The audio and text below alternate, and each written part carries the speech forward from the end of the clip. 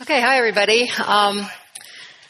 Thanks for being here. I'm Lyn Ulbricht, and 2 years ago, on May 29th, my son Ross Ulbricht was sentenced to spend the rest of his life in prison. And this was based on charges that were all nonviolent and associated with launching and operating the Silk Road website, which is where people could buy and sell items anonymously, including illegal drugs. Ross appealed the sentence and the convictions, and it took about 10 months for that process to go through the court, and then it took another 8 months where we were waiting to hear what the court was going to say about it, if they were going to accept any parts of the appeal.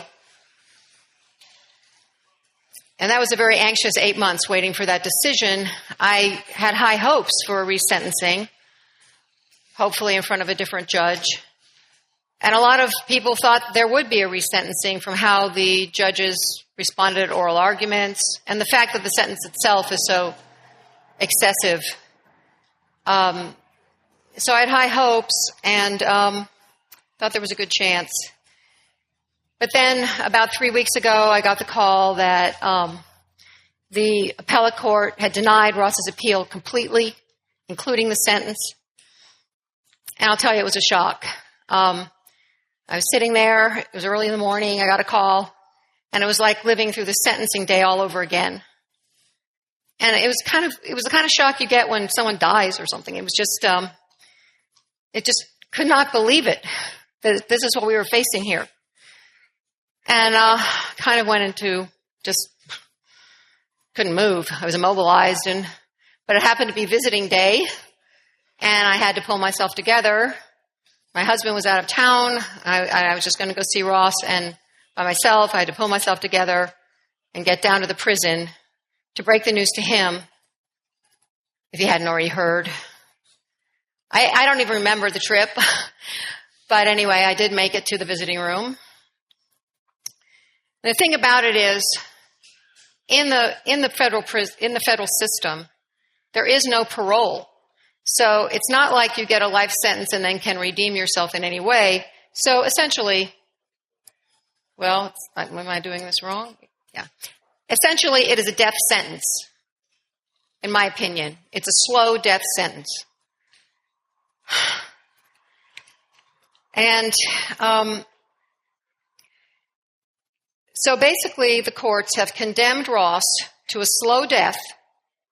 There are no charges of violence at all. No victims came forward at trial to say Ross had hurt them in any way. And it's for crimes that amounted to operating a website where other people bought and sold drugs. Death sentence. It kind of reminds me of the Philippines. And Ross said to me a long time ago, he said, "Mom, a life sentence is basically a death sentence. It just takes longer." The judges said, well, we as judges might not have given this sentence, but Judge Forrest had the right to. It was within her discretion to do it. And they upheld it. So I waited for him in the waiting room, in the visiting room of the prison. And I saw him coming in, and he had a big smile on his face, so I knew he hadn't heard yet. And so he sat down, and I said, "How you doing?" And he said, "Good. I got to go on the roof today," which is every few days he gets to go up on the roof of a building in Manhattan and get a little fresh air and sun. So it's a big day. And he said, "And I had a great meditation." And he said, "How are you?" And I said, "Well, Ross, they ruled on your appeal."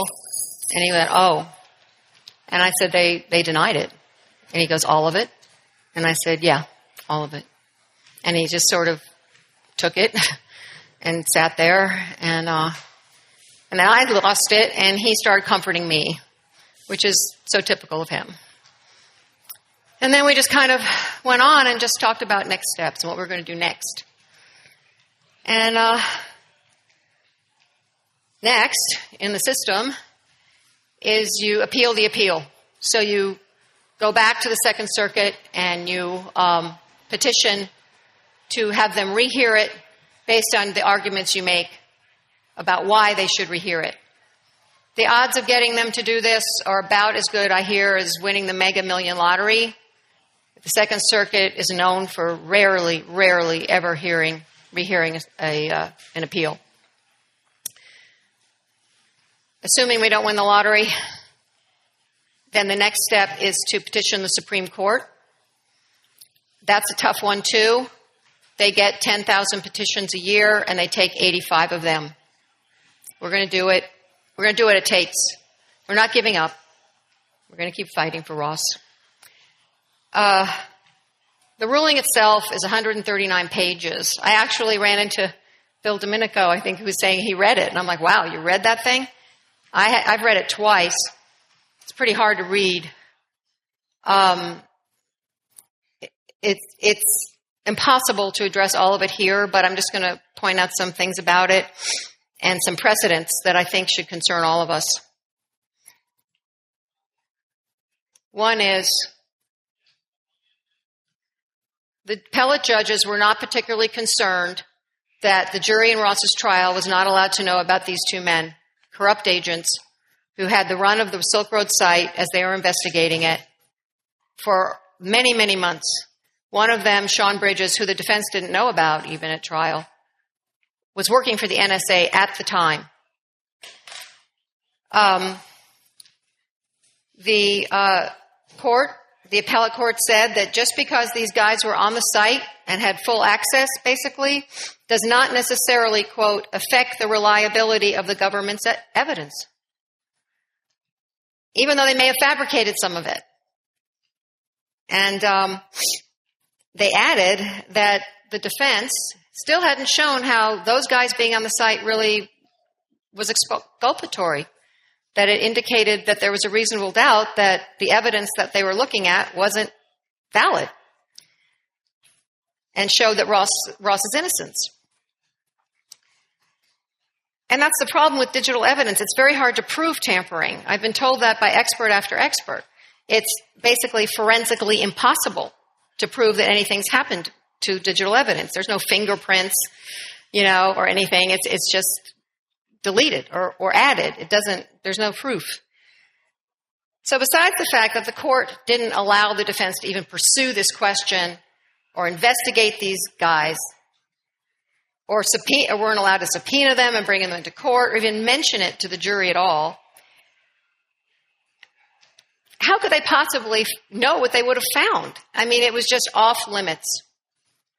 And as Darryl Perry says in an article, I thought he made a really good point. Well, isn't saying that it's not exculpatory, that's just basically saying, well, because you can't prove it's tainted, means it's not tainted, because you can't prove it. Isn't that putting the burden of proof on the defendant? Well, that goes against the presumption of innocence in our justice system, which is a foundational principle that the defendant doesn't have to prove a thing. Just establish reasonable doubt. It's the government that has to do the proving. But this court is saying, well, you didn't prove it, so it's not an issue in this appeal. I think if the jury had known about these corrupt agents and that the evidence they were looking at, that they had access to that evidence and the ability to change it, might have established reasonable doubt in their minds. But that wasn't permitted. And this court thought that was okay. They also said that they didn't really have a motive to tamper with anything or frame Ross. Well, Sean Bridges has a history of framing people. And in addition, of course, in my mind, they do. I mean, if you're over here stealing $1 million, it seems like you'd be real smart to do things over here that might indicate the attention on someone else. Oh, my God. I think it's Ross calling me. It's going through my computer. I can't answer it. Sorry. Answer it. I can't. I don't know how to answer it. Can't believe he's calling me right now. He's with us in spirit. I don't have my phone. I don't know if the lawyers would like it.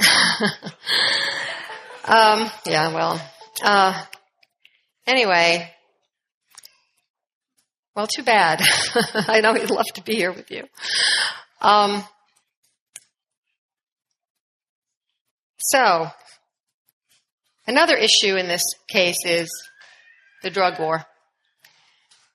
It's a drug war case. as it's gone digital. They've made Ross the poster boy, basically.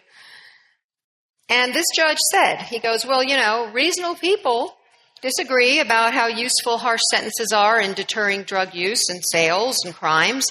And they even disagree about the prohibition of drugs at all. We have disagreement. And it's very possible that at some future point, we'll come to regard these policies as tragic mistakes and adopt less punitive and more effective methods. But then they add that because Ross agrees with these reasonable people who think that the drug war is wrong, that means he thinks he's entitled to break the laws, and here he comes again. And that means he will not be reformed, that he's a bad candidate for recidivism, so that when he gets out, the sentence is 20 years. That's the mandatory minimum. So when he gets out when he's 50, and he hasn't been on the internet in 20 years, he's actually a threat to do this again, to build another Silk Road. So they're saying, because he believes, like other reasonable people, that the drug laws are wrong. So they need to give him a life sentence because maybe he'll still believe the laws are unreasonable and unjust, and that can't be tolerated.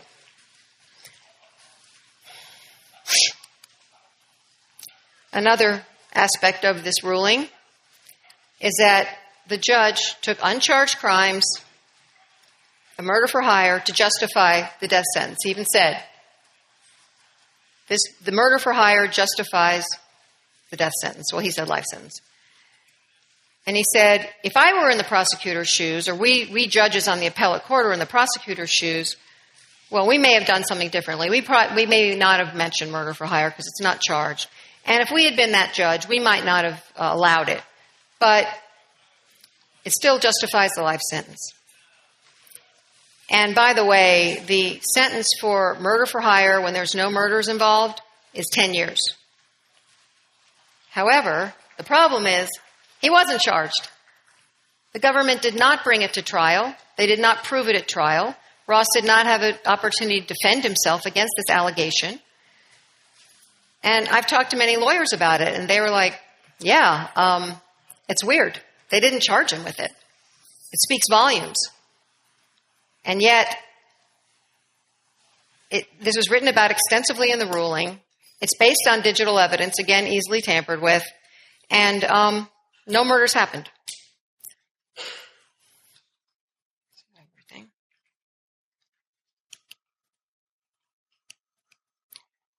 And this is a quote from the prosecutor at trial, saying to the jury, hey, whoops, do I have the right one? Yeah. To be clear,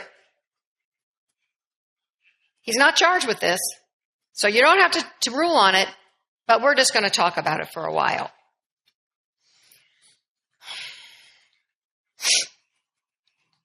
And as Brian Dougherty said in Reason, and I've said it many times, why do we even have trials? Why even bother? They can accuse you of something worse than even what you're charged with at trial and not have to prove it and use it against you to put you in a cage for life. And that, of course, is the trend in our country now. Trials are a dying breed. Most people are pressured to plea, 97% of people. And they're told, if you go to trial, you're probably going to lose and you'll be punished more severely. So, you better plea. Very few people go to trial anymore. It's very rare.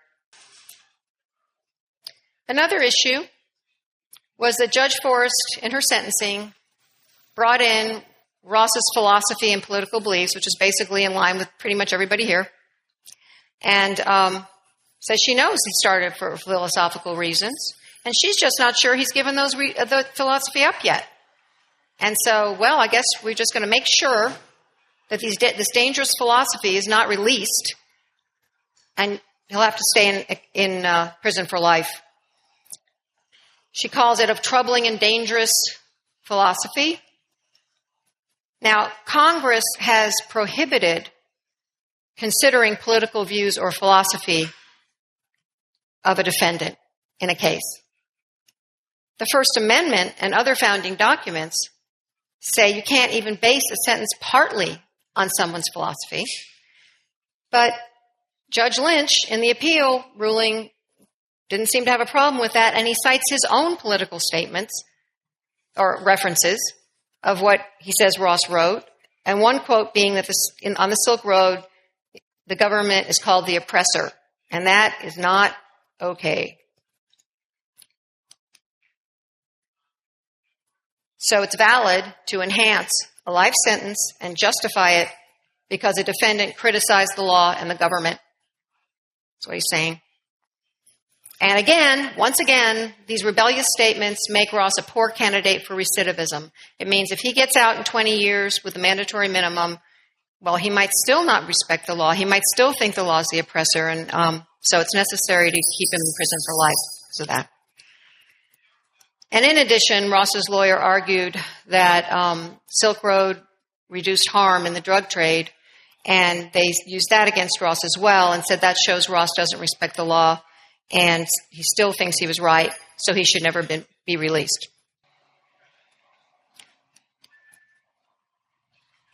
Another issue is that they said that anyway, this sentence is a general deterrent that plays a particularly important role in this case because it's without serious precedent. It's the first of its kind, and it got an unusual amount of public interest. And then he writes, the sentence imposed on Ulbricht could have a powerful general deterrent effect because the case has attracted an unusually large amount of publicity. So because the public is interested and because the media writes about you, does that mean, and you're the first, does that mean you lose your rights? Because you're high profile and you don't get sentenced like everybody else and you receive a harsher sentence. There's no law saying that. There's no law saying if you're the first, you get a worse sentence.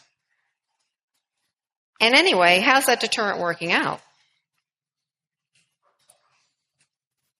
Well, not very well. Actually, it's had the opposite effect. And according to a recent study in the British Journal of Criminology, it has increased darknet drug sales. And, for example, when Silk Road was seized and closed, it had 12,000 listings. Now Alpha Bay, which is the largest darknet market, has well over 300,000 listings.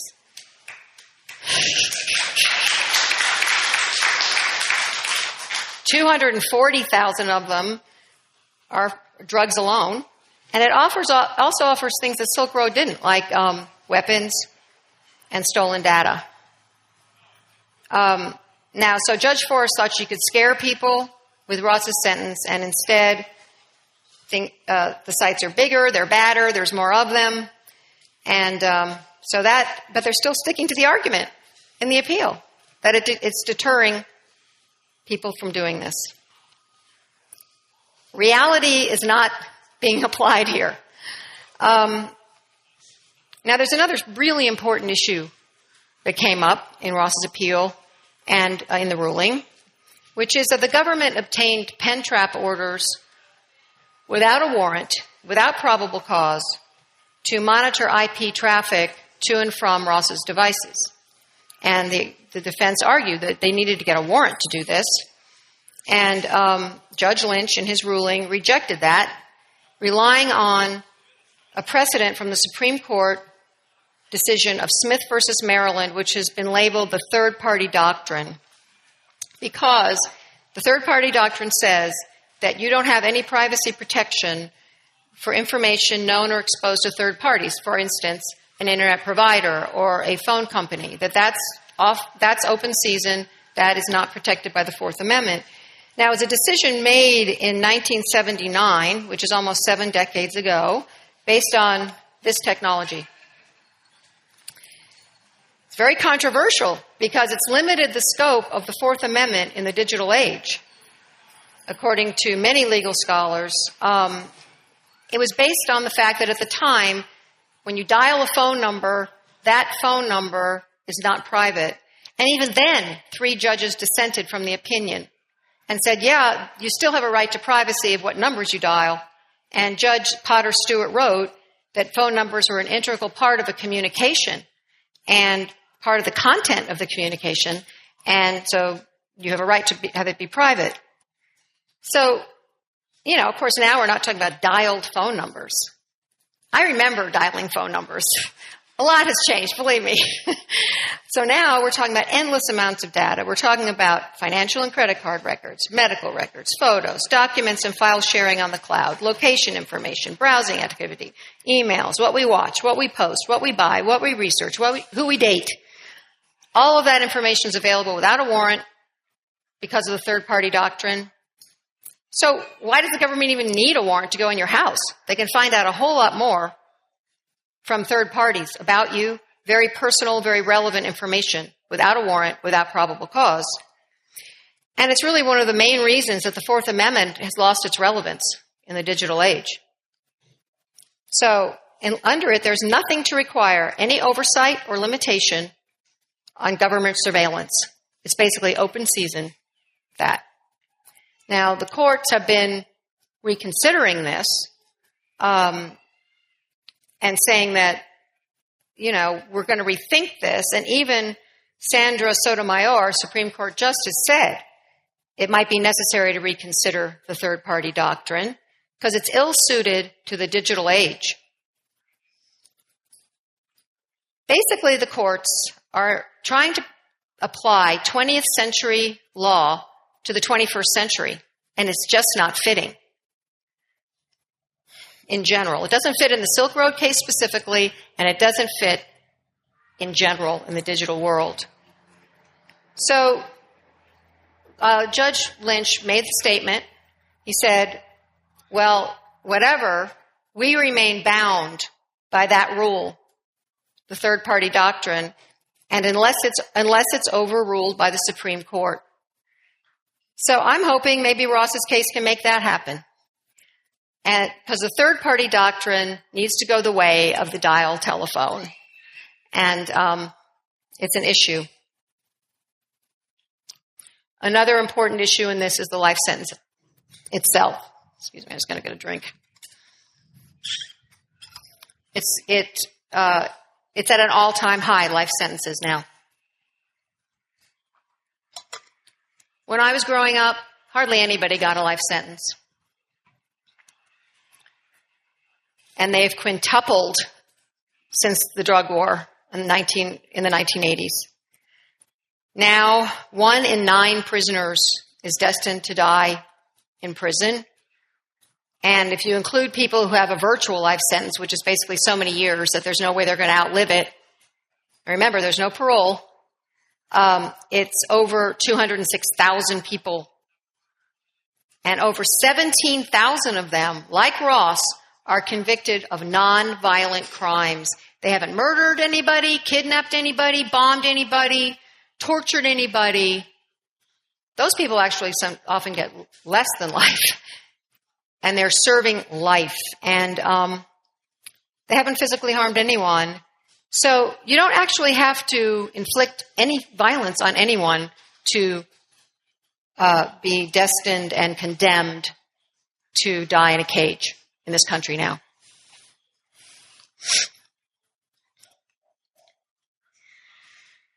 You can just think you can create a virtual agora and be destined to die in a cage now.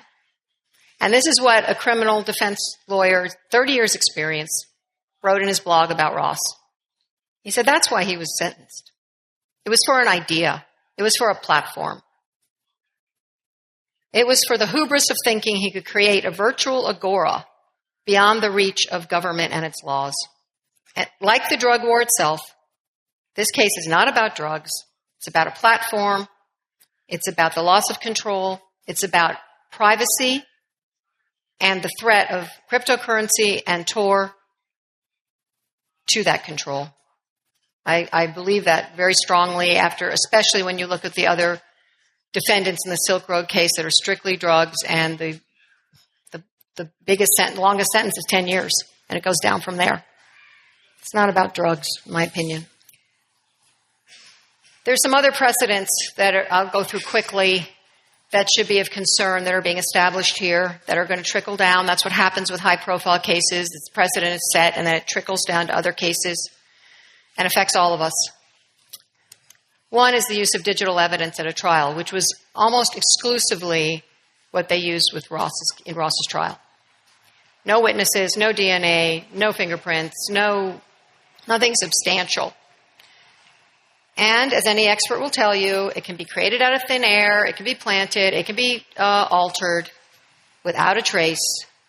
And so this drastically lowers the standard of evidence in trials because it's being accepted in this case. Mortgage companies won't even take a screenshot of a bank statement because they know how easily faked it is. You have to show them your bank statement.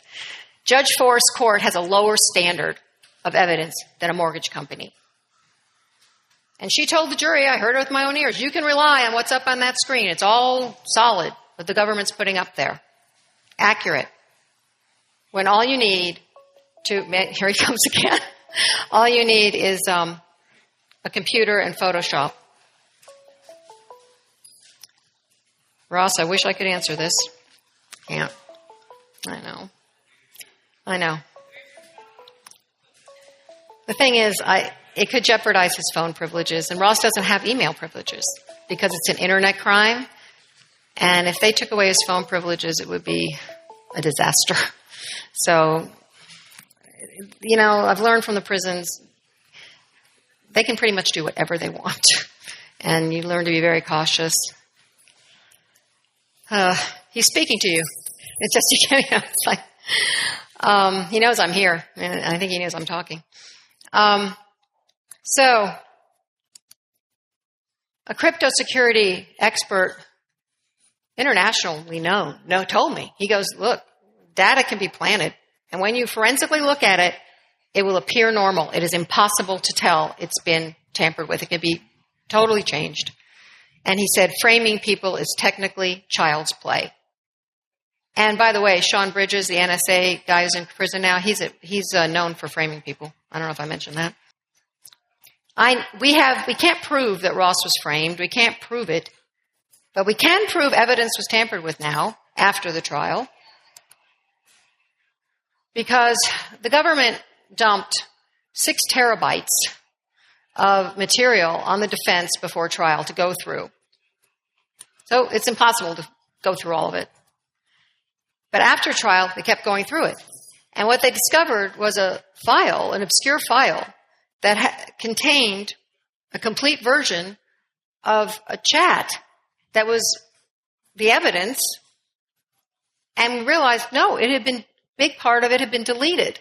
And the part that had been deleted was a conversation between Dread Pirate Roberts, who's the pseudonym that Ross is supposed to have used and been the only Dread Pirate Roberts, and everybody used a pseudonym. It was all anonymous.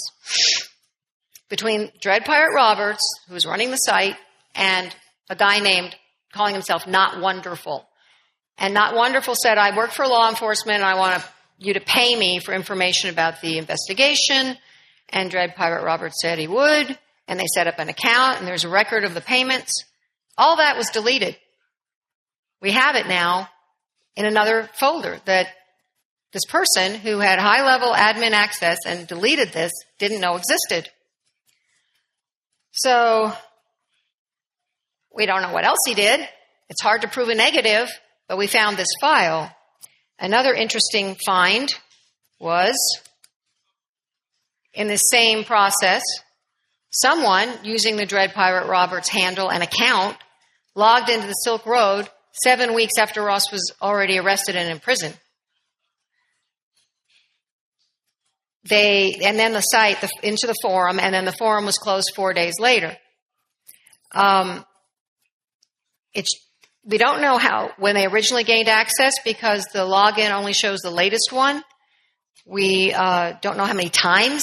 We don't know how many DPRs, but we know somebody was using the DPR account after Ross was in prison. And of course, the government's always saying he's the one and only, and there's nobody else, and it's not true. It's proof. And it's just, as his lawyer said, we just know the tip of the iceberg on the corruption in this case. There's ostensibly another corrupt agent, not wonderful. There's another DPR, at least one. And if this hadn't been found, this obscure file, and this login, no one would be the wiser. There's no way to tell with digital evidence.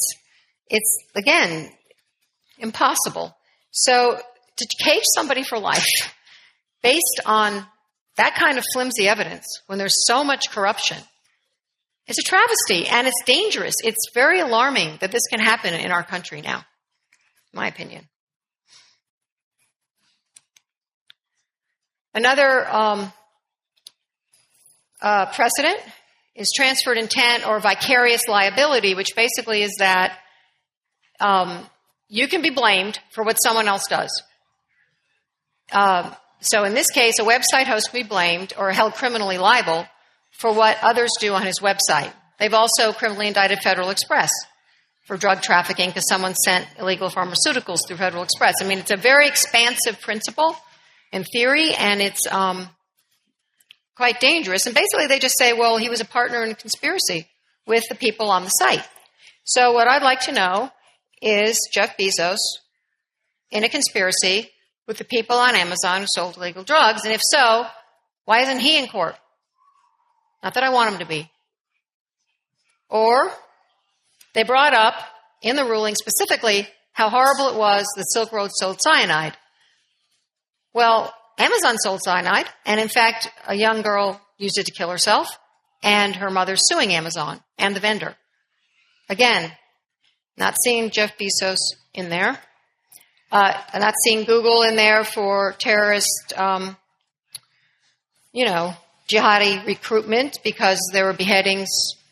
A website with beheadings was on Google platform. I'm not seeing Craig Newmark being hauled into court for all of the crimes on Craigslist. eBay, is Devin Wenig going to go to court anytime soon? No.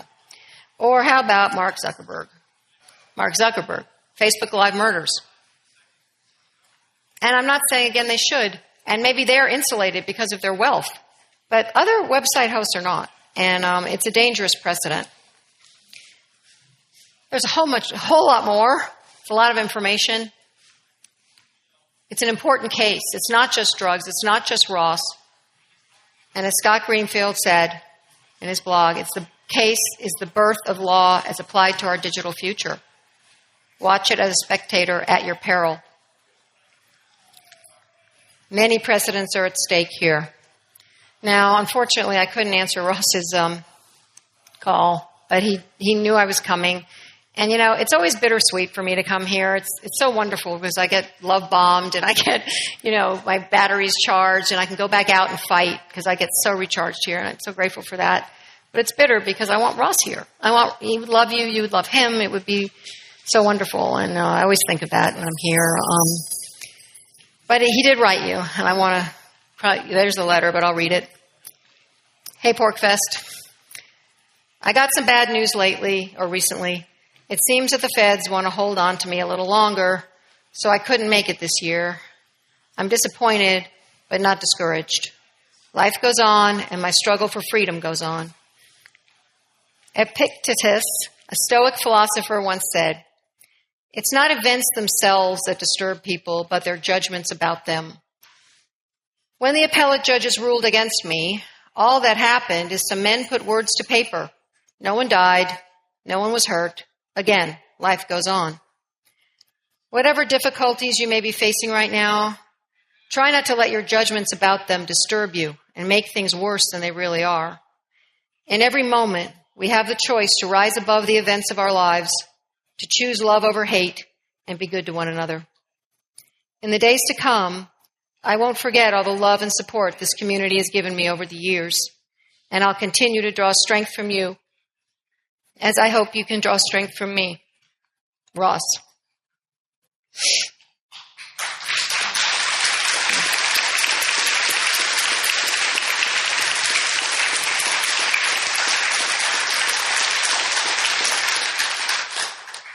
I don't think there's too many violent kingpins and thugs who would write a letter like that.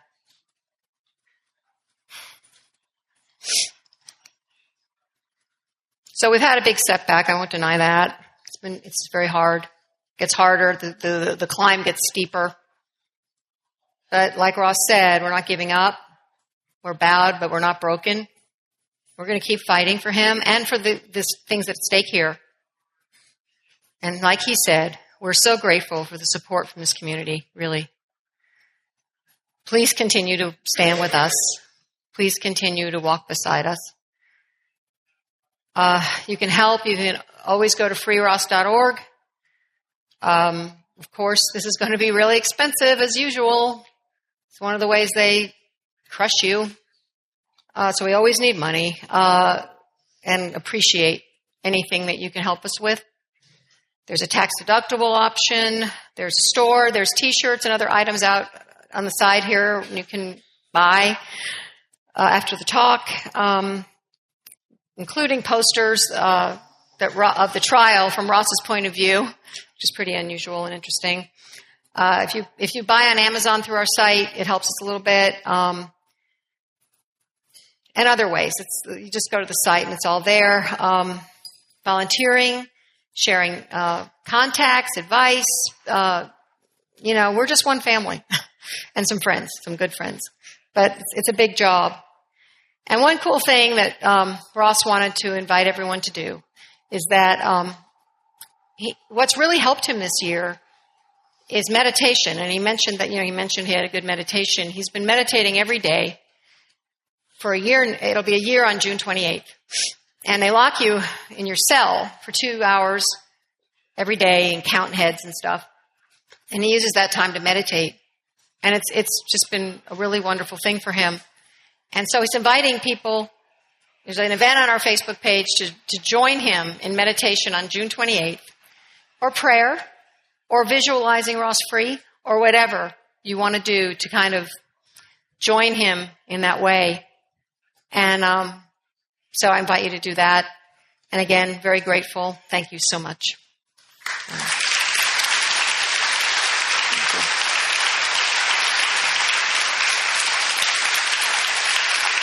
I don't know what time it is.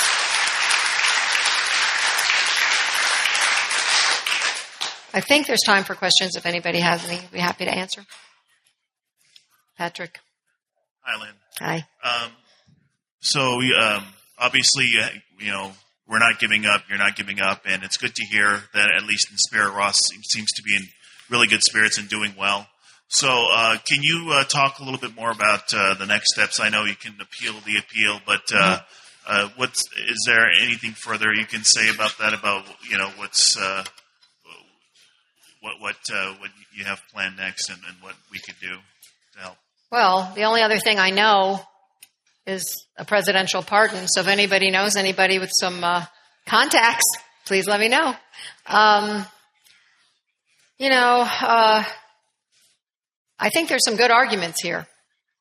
And they're not the only arguments. And I think, as I mentioned, sentencing is just metastasized in this country. It's awful. It's made us the biggest incarcerator on the planet. The land of the free here. And we put more of our citizens in cages than any country on the face of the earth. And a lot of this is due to the drug war, and over 60% of those people are nonviolent drug offenders. And a lot of them are in there for marijuana. I mean, it's an outrageous, evil system that's profiting people and destroying other people. And I go to the prison regularly, and I get to know the families. So it's not just Ross. He's not unique. This is happening to thousands and thousands of people. And I get to know the families and the children. And that's what really breaks your heart when you see these kids. Because they come to the prison and they're so excited to see their dad. And they I Love My Dad t-shirt, and they're just jumping all around, so enthusiastic. And they go upstairs and they leap into his arms, and they're just crawling all over him and in his lap. And then after their measly hour, they get an hour a week, they're wrenched away. And it's a very different child going down that elevator. They're crushed, they're wounded, and they're being harmed. There's 2.9 million of them in this country. And the odds are that they too will be in prison eventually. That's the statistic. So there's plenty of inventory in the future for these prisons and this system. And I think that it's time for a change in the criminal justice system and the drug war. I think we're at a real crucial point, and I'm just hoping that these appeals, these next steps will call attention to it, that it'll shine a light on it, and not just for Ross, but for all these people. It's a crisis. It's a humanitarian crisis and a national disgrace. That's my opinion about it. And I'm hoping it can be of use in that way. Daryl? Hello, Lyn. Regarding the presidential pardon, I tried. Unfortunately, I'm the president now. Otherwise, on day one, Ross would have been the first person that got a pardon. I've got a two-part question here. Did the prosecution ever wind up giving any kind of realistic rationale for or excuse for how they found the server? Because I read the report, and it sounded as though, and I'm going to paraphrase in words that actually make sense to people, a magical unicorn ridden by a leprechaun came down and showed me where the server was. That makes about as much sense as what Jared Duryegian said happened. Tarbell. Christopher Tarbell. Yeah, I got it's confused okay. with the other guy Duryegian was the guy that said, we thought it was Mark Karpelis, and then 3 days later the judge said, disregard everything he said. Right. That's exactly right. So have they ever said how they actually found the server other than that weird thing, and then the guy never actually testified? Well, they said, but experts all around the world called it gibberish, a lie, nonsensical, like you said. Not possible so they said in the way something. Computers work. Yeah. There was no way that's how it works. It couldn't have happened, and we wanted, the defense asked for an evidentiary hearing, and that was denied. And second part, is the legal team working with like the Institute for Justice, ACLU, Normal, any of the groups that one would expect would be interested in this sort of thing? Well, that's where amicus briefs come in, right? And I'm already starting to, and if you have ideas, please let me know, or contacts at any of these organizations about a list of organizations to say, hey, do you want to join this petition for these issues? I worked really hard on that for the appeal, and we did get Electronic Frontier Foundation, National Association of Criminal Defense Lawyers, a former federal judge, Nancy Gertner, who said the sentencing was wrong and that bringing in an uncharged crime was wrong, Drug Policy Alliance, and Just Leadership USA, and LEAP, Law Enforcement Against Prohibition. They all joined the appeal. So we want to have, that was 6. We'd like to have maybe 30, 50. I don't know. I really want to have a lot of other people behind this so that we'll get the attention of the Supreme Court. That's how you get their attention, to get accepted. I mean, that's one way. So, yeah. So it really breaks my heart that you ended up being the scapegoats for the state.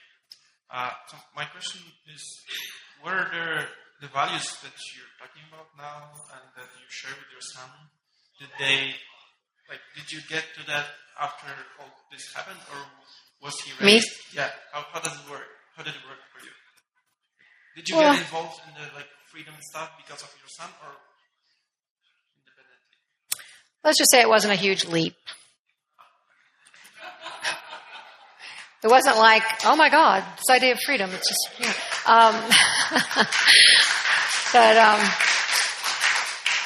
but Ross got very involved with the Ron Paul campaign and Austrian economics in college, in graduate school. And I certainly didn't disagree with any of that. My husband and I have always been entrepreneurs. We've always been like, just leave us alone and let us live our life kind of people. So it wasn't foreign and strange, and it wasn't that big a leap for me too. I've certainly learned a lot from all of you and this whole process, and I've been personally appalled at what I've actually seen. I really didn't know how bad it really was. Actually, it's somehow when you see it yourself and how they operate, the government, it really, you can't, there's no going back. So, Thank you. Yeah. Oh, Hey, Ernie. At some point, the legal effort done. You know, at some point, you'll go through that process. From the beginning, my estimation, you know, my evaluation was it was totally political. It's all policy. It's I got a big giant hammer and you look like a nail. And I'm wondering at some point, is there going to be a political penalty for them to pay? That Schumer has some credible opposition from a Bitcoin-funded individual entrepreneur of I'm going to kick your ass. If there isn't any pain, these guys only understand pleasure and pain. They've been getting all the benefit and have not felt any pain. So I'm just wondering, at some point, there will need to be pain in the public sphere, and that's when I want to help. Hey, I'm on board. Absolutely. Yes. I'll add it to my list. No, but really, yeah. That's right. And they made it political. You know, they made it political in this whole thing. They said, well, the drug laws, we got to go by the drug laws, so I guess you got to change them. We got to go by the third-party principle, so I guess it needs to be overruled. So they're saying you need to change it. So candidates change it. They say Congress is telling us to do this. Okay, well, then we got to talk to Congress, get people in Congress who are going to make changes. I read an article recently that your Coinbase account had been closed after you're trying to transfer a donation. Can you comment on that? Yeah, sure. Well, yeah, I mean, we transferred money to Coinbase to convert it to dollars to pay the lawyers because they said they didn't want to take Bitcoin. I'll work on them, but right now they don't. And Coinbase sent us a notice saying they had disabled our account with no explanation. And everybody at that day was on Twitter and social media saying Coinbase is frozen, Coinbase is messing up. Well, so I just tweeted a little tweet going, well, yeah, they disabled our account. And it made had quite a reaction. And it was kind of a interesting synchronicity that Coinbase had just added to their board a prosecutor who had been involved in the Silk Road case. She was involved in the part of the agents, but she's spoken out about it. She's a prosecutor. And she works for Coinbase now. I have no idea if there was any connection. But in any case, articles were being written about it. Journalists were calling me, and I was like, "Wow, this is amazing." And that night at midnight, I got a email saying, "So sorry for the mistake. We've reinstated your account, and it was due to we had been hacked. A Coinbase had been hacked back in December, and we had moved money since then, but." They said it was because of that, and they were checking it out. I have no idea, but they did reinstate it. So we're not going to. I don't know who. You know, I'm sort of researching what to do next about exchange. But so if these laws get changed, like they're saying, our hands are tied. It's not us. Exactly. We don't want to do this. But so if those laws get changed after he's exhausted the appeals, is he cut off from that? I mean, can you then revisit the case and say that now that the laws have changed, can we retroactively apply it to his cases? Yeah. I mean, I guess what scares me is that because of the length of his sentence, I applaud your bravery in saying maybe we can be the impetus to change these laws. But at the same time, you're the guy who's got 10 years. If he could be the impetus for that, that's great. Because if he loses, then you know what I mean? Mm-hmm. Oh, yeah, because Ross's life is ticking away. Meanwhile, it takes forever. And, yeah, would he retroactively apply? I don't know. With marijuana, I think people are still in prison for marijuana in Colorado, aren't they? So that needs to be changed. So, yeah, I mean... It does no good to say that, I know. wow, like that prosecutor, these laws might be unjust and we might need to change it. Yeah. Well, then if it's unjust now and you retroactively... Was slavery okay? And then, whatever. It's exactly. I know. So regarding the what happens when laws changes, and I'm glad you did mention Colorado, some of the people that had misdemeanor convictions did wind up getting pardoned. Same thing happened in neighboring Vermont, the friendly neighbors to the left of us. where they recently did like a huge decrim thing, and the governor said everybody with a misdemeanor for just cannabis can apply for a pardon, and he signed off on all of them in like a week. So, it is possible if the federal laws change to get a commutation. It's going to be difficult because, it requires getting the president to sign off on something, and if it's something where they don't think it's going to be politically expedient, they're not going to do it, or they'll wait until, like the last week of their presidency and then say, I'm going to give this person a commutation, because then they have nothing to lose because they're lame duck walking out the door. Right. Yeah, you start running out of options for sure. Hey, Kai. Hi. I have a question. In addition to supporting Ross's appeals and just raising awareness about his story and plight, is there anything that we could do to support his spiritual needs while he's in prison? We could interact with him directly in some way through correspondence or something. And if that's the case, like what kinds of things would he enjoy the most? Sort of a person-to-person context. Mm-hmm. Thanks for asking. The reason he's meditating is someone sent him a book, The Mind Illuminated, and it really resonated with him. That was an example. They've recently restricted the amount of things they can have in their cell because, so he had to get rid of a lot of his books to the library, and so he can't have a lot of books, so he doesn't need any books at the moment. Although he can get articles and things that you think would be helpful, you can write him. It's limited. They don't make it easy. So, the fact that I'm getting support means a lot to him. And I tell him, we send him on Facebook. His sister Callie's here, and she helps me, and Tatiana and many other people in this room have been incredibly helpful in so many ways. And but we take Facebook and Twitter and comments and send to him. They're positive, and that helps him. It's like, okay, I'm not alone here. I'm not forgotten. Because so many people are in prison, they're just forgotten. They're just being warehoused, making money for whoever's making money off the system. And they're forgotten. And their families don't have the luxury that we do because we have an internet business of moving to where Ross is. We moved from Austin so we could be near him and visit him. Some guys don't get visits for years. It's horrible. And so, but yeah, there's not a lot. But, that kind of thing, writing him and everything. Thanks. So if we send him books, even if he can't keep them, they'll end up in the prison library? Yeah, he doesn't just throw them away or anything. Books. And also if there's a particular book that you think is really worthwhile. Yeah, for him or the prison library is what I'm thinking. So even if there's an influx of libertarian books that he can't keep, they'll end up in the prison library. Well, that's a good point. Yeah. Great. And he shares Reason Magazine, and he shares all that stuff. He has a subscription. You can send him subscriptions to stuff. He has a subscription to Reason, for example. He passes that around. Yeah, good point. Yeah, he's probably having somewhat of an influence.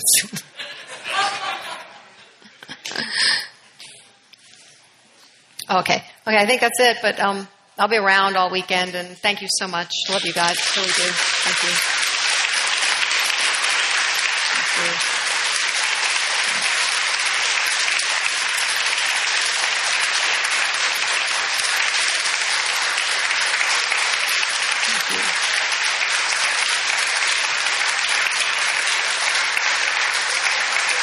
Thank you.